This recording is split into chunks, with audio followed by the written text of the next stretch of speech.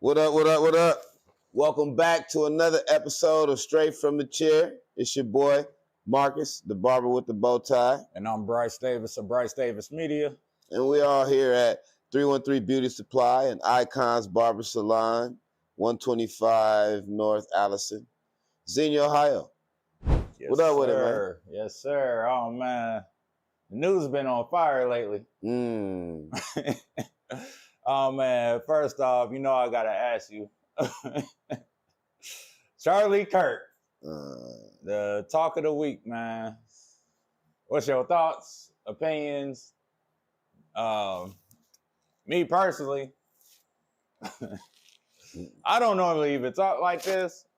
I have respect for the dead usually, Right. But I am part of that generation that I know growing up, we was told not to talk about the dead. Right. You know what I'm saying? And the younger generation, they took it to another level. Oh, my but God. I'm still part of that generation that is a little degenerate on that side of things. But I'm just going to say, fuck Charlie Kirk, man. Listen, man.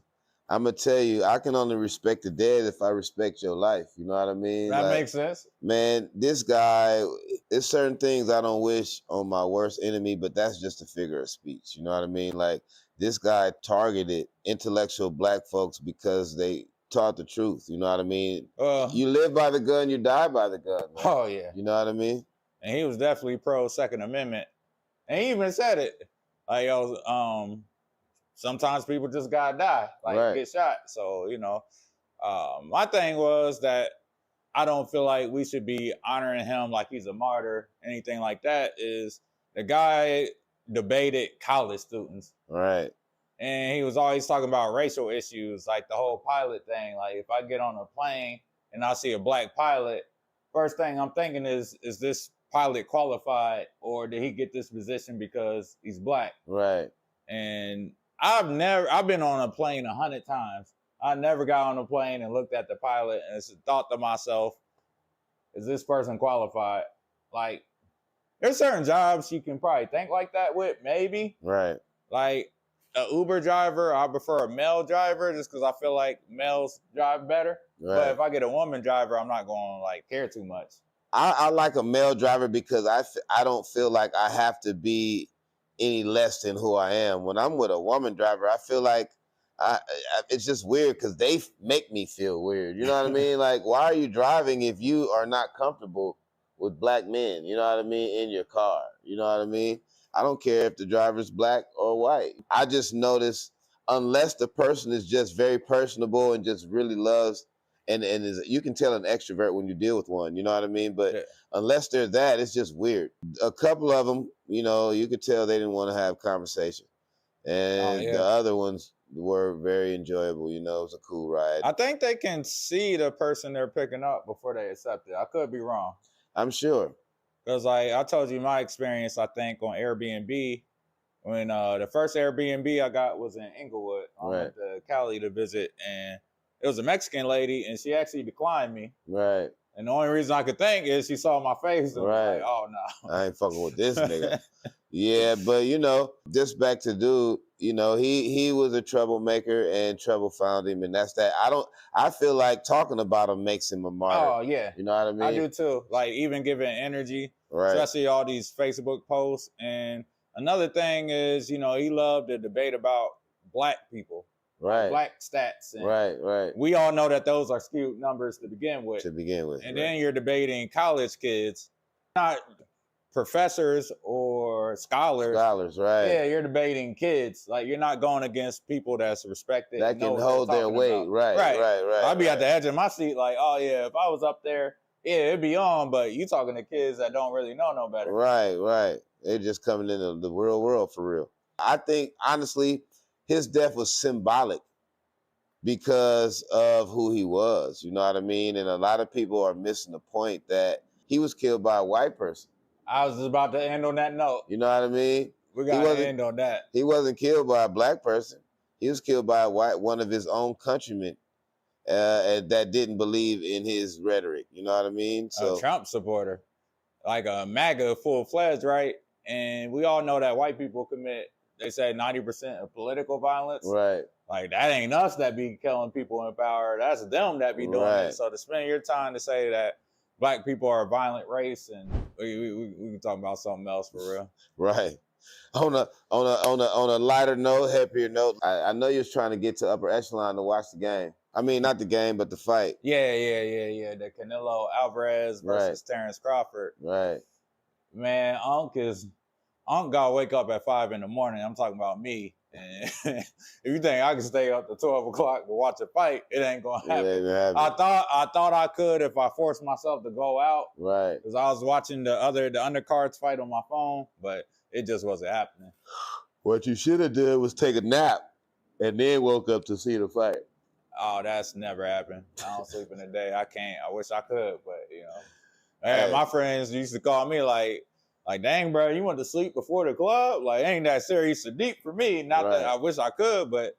Oh, yeah, I'm taking a nap before I go out. I wish I could. At least an hour.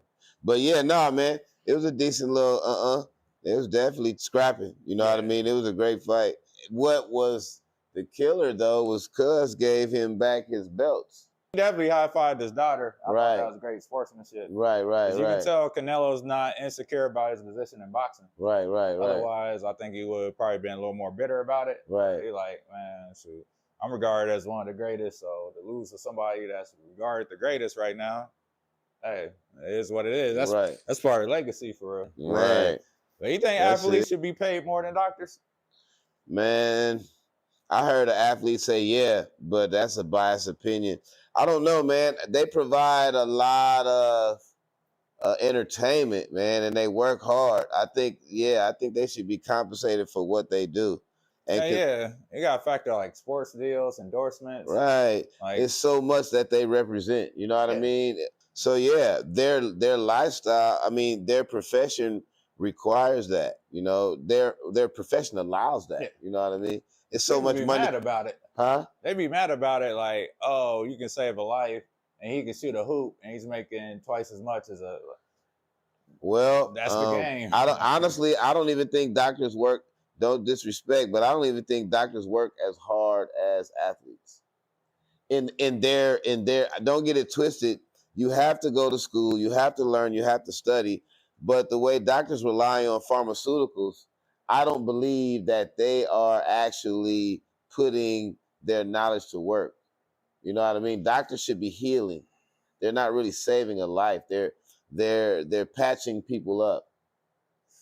You know what I mean? Know, G. That's a lot of studying. That's a lot of studying to become a doctor versus an athlete. No disrespect to doctors. It just seems like, especially as a man of color in America, you know, we've been lab rats since colonialism. You know what I mean? I'm sure some great work has gone into the study of medicine, but doctors are still like mechanics. Yeah. You know what I mean? They don't really know until they know. So it's like you're Stephon Curry. No, he knows no matter what position he stands at, he's gonna sink that fucking bucket. The doctor is gonna fucking lie to me. Yeah, that's why I think we should do our own research. Like, if you get in a car accident and you break your arm, I would say go to the doctor. But if you're like, you got some kind of sickness, you might want to look into what caused that sickness and what you can do to alleviate it. And a lot of times doctors don't even listen. I've heard many times people have been going to their regular doctor and the doctor just bypasses the client's or patient's suggestion, like they don't know their own body. You know, sometimes doctors can be full of themselves, so that arrogance causes them to be ignorant to the needs of some of their patients until it's too late. You know what I mean? I've heard of many cases like that. Yeah, I mean, it's definitely bad doctors. And a lot of times, too, like, for instance, if you got, let's say, high blood pressure, it's like, oh, yeah, you consume a lot of salt. Instead of telling you to cut the salt down, it's like, yo, here's a pill. That's and you can still consume the salt. So why are they making all this money to do something shit Google can do or AI can do? They can suggest something according to your symptoms. Yeah. That's what doctors do. Well, it's better to learn it now before it gets banned. You know what I'm saying? Right. Like, a lot of natural healers, holistic healers, YouTube don't be, you know what I mean? They don't be rocking with that. They be taking all the videos down. That's why Dr. Sebi's legacy, not legacy, my fault, but his name took a little hit because it's harder to find videos on him because YouTube, it's That's like, because doctors aren't about healing. So if it's about paying an athlete or a person for what they're worth, doctors haven't proven their worth. They've been manipulated and influenced by. Before I get into that, first I'm gonna say if anybody deserves big money, it's teachers, oh especially yeah, I agree. especially early education. You know what I mean? Teachers who really care about their jobs, teachers who really care about making tomorrow's leaders competent leaders. You know what I mean? That's who should get big money, not just college professors, high school, middle school, early education, elementary. Those people should get big money. But yeah, doctors are influenced by politicians. Politicians pay niggas to make them money. Yeah. You know what I mean? So that's why I don't really fuck with politics like that. Are you a truster of politicians? No. I actually believe when it comes to debates aren't about telling the truth. It's about winning the crowd over. Right. It's about people feeling like you're on their side, even if you constantly contradict yourself or you're just flat out lying. It doesn't matter as long as there's a connection. Like, you ever notice like Trump supporters, like the real Trumpers, like you can tell them anything that Trump lied or contradicted about, and they still stand by it. Right. Like, those people are dangerous because anything Trump does or says, it's like, yo, it's right. Well, we don't talk about Charlie Kirk and politicians. I just want to stick on racism a little bit. I hear a lot of people say throughout times are getting worse, and I've always argued that times is getting better because if you compare the analytics of crime in, let's say, the 2000s versus the 2020s, crime has significantly went down, and laws have changed as well on what's considered crimes and things of that nature. I would also argue there's probably more laws than there were back then. And for it to still have decreased, I would say we made progress throughout the years. But as far as racism, I'm going to flip it back to you. Do you think it's better now than it was then? Racism is never good. Racism is never good at no point in time. Like, I don't know how to even gauge that kind of shit. You know what I mean? I would say it's worse now because niggas are in more, black people are more powerful and influential now in America since colonialism. So I think racism should be we should have a lot more control over it. We have money, we have influence. You know what I mean? We're dating white motherfuckers, we're marrying white motherfuckers, we're having white mixed kids, but niggas are still getting killed by police. Yeah. Like, and we have the ability to broadcast this kind of shit within a matter of seconds all over the world. We're not making any moves to overpower racism. So until that happens, racism will always be bad. It's not a matter of getting worse or getting better. How can racism get better unless it's, you know what I mean, abolished? Like, yeah, I mean, like, how do you gauge that? I thought to myself when I heard this question, I think racial relations improved, but then I had to think to myself, back during civil rights, they were more, if you do something to one of ours, like, we're gonna riot, we're gonna make noise. And, was George Floyd the last time that we had like was it like broadcasted marches? And that's a good point. Like, racism has worked because we are no longer a community. We are no longer a tribe. We are no longer a village. You know what I mean? So we look at each other like we don't have time for one another. You know what I mean? Like, so I think it's getting worse because now we are living the effects and results of it, and it's reflected in how we interact with one another.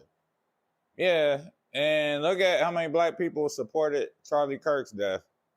And the fact that we're that blinded and not understanding prejudice motherfucker right in your face like that, and to be like, oh yeah, I'm gonna donate 20 grand to his family. It's like, oh yeah, we lost. Like, we're misinformed. Like, but don't get me wrong, with the internet and all that, it's definitely easier to spread certain messages, than it ever was before. We don't got to rely on old books and join, like, you had the Nation of Islam, the 5%ers, things like that. Right. We don't gotta do that no more to get information. We can just go online. So Right. in ways, yeah, I don't know if I say it's better or worse. Racism, I don't know if it can get any worse. I don't know if it Yeah. can get any worse. You know what I mean? Like, once again, how do comment, man? How do you gauge racism? Like, how do you gauge whether it's worse? Or I think it's the same. I think they're still controlling us. I think we are still puppets. I think we are still asleep. I think we are disbanded and disenfranchised. So yes, racism is still terribly bad. Anytime a white person can kill a black person and not get the same time that a black person can get for killing a white person, Yeah. it's reflected in these laws and these courts. Oh, You know what I mean? Racism is still terrible. You just brought up a point that made me think of narratives. Because, like, you hear about there was a black guy that killed the white girl, was that in the Carolinas somewhere? The refugee. Right. But nobody read into that. They just saw the headlines. If you would have, like, read into it, it's like, he suffers from schizophrenia and other mental disorders. So that had nothing to do with race. But when the headlines is black kills or white kills, narratives all day. Right. That gives you all types of grounds to create a narrative. I remember seeing a clip about Bill Cosby. I don't know if he was on Johnny Carson or what, but he was saying the same thing, the exact same thing about narratives. And he said that, the exact same situation, if a white guy happens to kill somebody, it's just a white guy. They don't even say it's a white guy. They barely even say it's his name. They say a guy killed another guy. Yeah. But if it's a black guy, they make sure. Headliner. You know what I mean? Remember magazines? Right. Yeah, there was always the headliner to get your attention. Right. Yeah, so like. Racism, I think, will always be here, unfortunately. Luckily, when dude got shot, it wasn't one of us. Because if it was one of us, the narrative it would have created. Right. Yeah, like, because he was always talking about black people being violent. Right. It would have proved the point. And that would have definitely tried to get him martyrized for, he died for what he believed in. And like, no, nigga, we all got opinions. Right. Like, shoot, if I get anybody that's a public commentator or even doing what we're doing, like, you got to expect if something were to happen to any of us, like, people are going to have opinions over us having opinions. Right. Because, I did see the thing where it's like, we need to be sensitive towards the family. But when you put yourself in that position, when you become a target. Yeah, and that goes for all of us that has an opinion and we speak for a living. Right. With that being said, the fact that anybody can die over their opinion, that brings the last point being of legacy. And I want to talk about the importance of legacy and why it's important and why everybody should want to have a decent legacy and not be known as a terrible person. Because at the end of the day, when it's your time to go and people are talking about you, you aren't going to be remembered only a handful of ways. And I think it's bigger than you. I think it's more than just how you was living and what you was doing. Your legacy bleeds over to your kids and your grandkids. Real tough. Like your last name, everything. Like everything about you is going to be embodied into the next generation and the next generation. So it's definitely bigger than just us. So, I always like to go to the dictionary, and it's funny because this is the topic of conversation with me and my kids currently, like my youngest two specifically, about legacy. I've asked them, what is it? So we're going to define the word: the long-lasting impact of particular events, actions, etc., that took place in the past or of a person's life. We create a legacy regardless of whether it's intentional, direct, or not. Like my man said, what you leave behind, fellas, is your legacy. So even if you don't leave nothing behind, that's your legacy. It's ironic because normally the legacy is started by the man in the family. You know what I mean? The legacy is normally planned out by the head of the household. It's normally perpetuated and initiated by the man, and the family comes behind and supports, help him fulfills that. So How important is it? I think it's important because it's like a roadmap, you know, and it's like a path already set for your family. Like the legacy is the reason a man exists. You know what I mean? The legacy is the foundation of your family. You know what I mean? It's the path set to continue your family's success. In my mind, Yeah. I don't. My family hasn't. I'm the first to create or leave a legacy of any kind for my family. Yeah, it's kind of like if you ever looked in, like me personally, we did the whole ancestry thing. So I think there's just a proud feeling of knowing you look at back in your lineage and you read about your grandparents, your great grandparents, and your great grandparents, like seeing what they did and how they lived, and it's like, oh, they were all in the military, like Right, they did something honorable, like right, they didn't have a cowardice about them, like because I'm not joining no military. right, You right, know, right. I'm part of the younger generation, the '90s babies and all that, but you know, to know that they were all part of that and honorable men, Nobility, them, yeah, yeah, nobility, right, right. stoic. So, you know, and that's what I'm trying to do for myself and my family, you know. I feel like it's a must that we tie our bootstraps together or put your Crocs in sports mode and As they and say. you know what I mean? You plan for your life. That's the beginning of your legacy. You be intentional about. I was just telling my lady, man, like I'm about to go ahead and I've been talking this real estate shit for the longest, man, but I've been Yeah. lazy because I had so many other things that's been distracting me from actually doing it. But that's a part of my legacy, man. I got to get land and some property. The only way to get it done is to be intentional about it. You know what I Yeah. mean?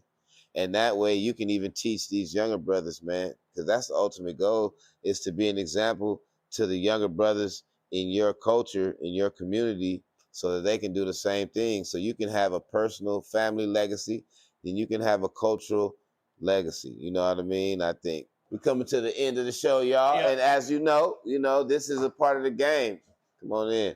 Oh, for But sure, man. yeah, the legacy is real, and it starts with your intent.